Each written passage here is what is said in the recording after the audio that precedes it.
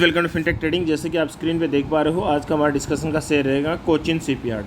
Cochin shipyard इसको one day candle chart पे लिया है। कोचिन शिपयार्ड को आप देख पा रहे हो, अभी ये करीब 2200 के आसपास में ट्रेड करता हुआ, यानी 2160 पे ट्रेड करता हुआ नज़र आ रहा है।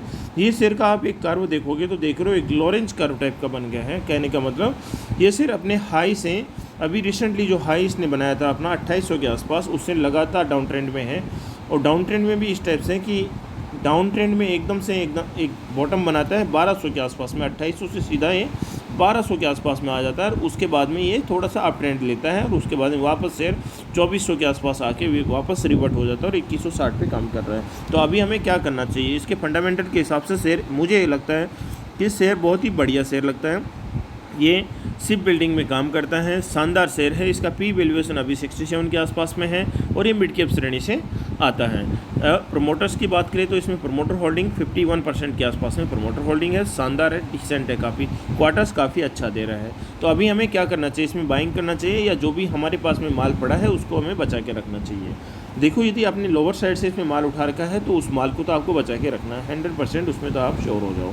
और इसका मैक्सिमम हम देखो कंसंट्रेशन ये देखें, मैक्सिमम जो इसका कंसोलिडेशन देखें तो ये है 1200 डाउन साइड में है और 1700 के आसपास में इसमें अप साइड में है। अभी ये 2100 पे काम कर रहा है। तो कहने का मतलब अभी भी शेयर में अप ट्रेंड जारी है और ये शेयर में अभी भी तेज़ी का माहौल बना हुआ है। लेकिन ये माहौल क्या बरकरार रहेगा या डाउन साइड ले लेगा, तो इसके लिए जो मेन सपोर्ट है, जो सबसे इंपॉर्टेंट सपोर्ट है, वो 2000 का सपोर्ट है। यदि 2000 के सपोर्ट के ऊपर ये शेयर है तो कोई बात नहीं, कोई प्रॉब्लम नहीं है। इस शेयर में 2000 के ऊपर है तो सब कुछ ठीक ठाक है। यदि 2000 से डाउन आ गया तो ये फिर 1700 का लेवल आपको दिखा सकता है, फिर से 1700 का लेवल दिखा सकता है। लेकिन कोचिन शिपयार्ड आपको पता है बहुत ही शानदार काम कर रहा है शिप बिल्डिंग में।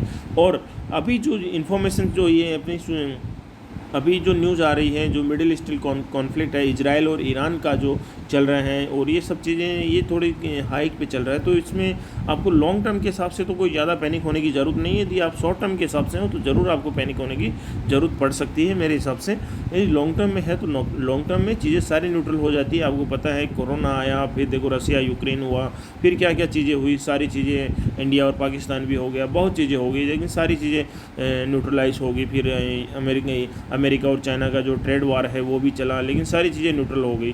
फिर मार्केट ने अपनी रफ्तार पकड़ ली। तो लॉन्ग टर्म में ऐसे ही रफ्तार पकड़ता है, कोई प्रॉब्लम नहीं। आप बाई ऑन डिप स्ट्रेटेजी में जाइए। यदि शेयर 2000 के आसपास आता है तो आप इसमें बाइंग करके चलिए, और यदि और डाउन साइड में आता है तो आप इसमें और बाइंग करके चलिए।